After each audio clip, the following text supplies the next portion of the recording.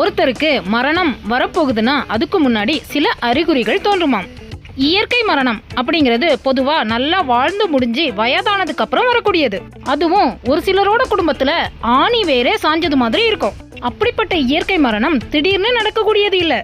அப்படிப்பட்ட மரணம் நிகழ்வதற்கு சில மாதங்களுக்கு முன்போ அப்படி இல்லைன்னா சில நாட்களுக்கு முன்போ ஒரு சில அறிகுறிகள் தோன்றும். மனிதனா பிறந்த ஒவ்வொருத்தருக்குமே இயற்கையா மரணம் வர்றதுக்கு முன்னாடி ஏற்படக்கூடிய அறிகுறிகள் என்ன அப்படிங்கறத பத்தி இந்த பதிவுல பார்க்கலாம். வீடியோவை ஸ்கிப் பண்ணாம பாருங்க, எதையும் மிஸ் பண்ணிடாதீங்க. என்னோட காலம் நெருங்கி விட்டது அப்படின்னு சொல்லி சில மாதங்களுக்கு முன்போ அல்லது சில நாட்களுக்கு முன்போ சொல்லி விடுவார்கள். அவருக்கு அடுத்ததா குடும்பத்துல இருக்கக்கூடிய முக்கியமான நபருக்கு பண கஷ்டம், தொழில்ல சரிவு, செஞ்சுக்கிட்டு இருக்கக்கூடிய வேலை பறி போறது, இந்த மாதிரி தேவையில்லாத மன உளைச்சலுக்கு ஆளாவாங்க. அவரால எதையுமே சிந்திக்க முடியாத ஒரு சூழ்நிலை ஏற்படும். அதனால இறக்கக்கூடிய நபரை காப்பாற்றக்கூடிய பொறுப்புல இருக்கக்கூடிய அந்த நபரால அது தொடர்பாக எந்த ஒரு நடவடிக்கையுமே சரிவர செய்ய முடியாது. அடுத்ததா இறக்க போகும் நபருக்கு கடுமையான பயம் ஏற்படும். அதனால தனியா எங்கேயுமே போகாம யார் கூடயுமே பேசாம எழுந்து நடக்க கூட பயந்து போய் ஒரு ஓரமா உட்கார்ந்துட்டு இருப்பாங்க. அடுத்ததா அவங்களோட நடமாட்டம், தினசரி செய்யக்கூடிய பழக்க வழக்கங்கள், உணவு உட்கொள்ளுதல் எல்லாமே படிப்படியா குறைய ஆரம்பிக்கும். உதாரணமா சொல்லணும்னா அவங்க விரும்பி செய்யக்கூடிய வேலைகள், உதாரணமா சொல்லணும்னா செய்தித்தாள் வாசிக்கிறது, டிவி பார்க்கறது, இந்த மாதிரி அவங்களுக்கு பிடிச்ச வேலைகளை கூட படிப்படியா குறைச்சிப்பாங்க.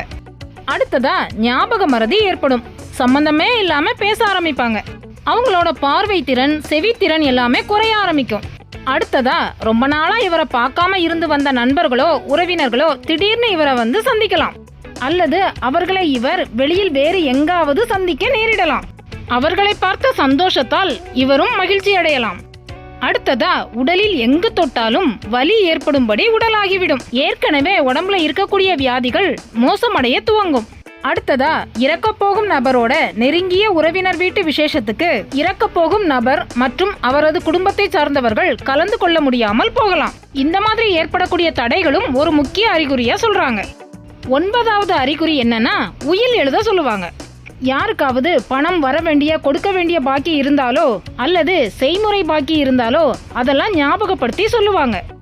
அடுத்ததா இறக்க போறவங்களோட அம்மா, அப்பா, தாத்தா, பாட்டி, அண்ணன், தம்பி, நெருங்கிய உறவினர்கள் யாராவது ஒருத்தர் கனவுல தோன்றி இவர்களை அழைப்பது போல் தோன்றும். இவர்கள் விரும்பக்கூடிய கடவுளும் காட்சியளிப்பார்.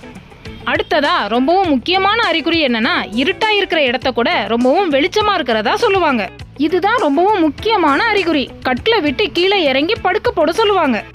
இந்த மாதிரி விஷயங்கள் நம்ம வீட்டு பெரியவங்களுக்கு சீக்கிரமாவே நடக்கக்கூடாது. அவங்க ரொம்ப காலம் நம்ம கூடயே இருக்கணும் அப்படின்னு நினைச்சீங்கன்னா நீங்க செய்யக்கூடியவை, செய்யக்கூடாதவை என்ன அப்படிங்கறத பார்க்கலாம்.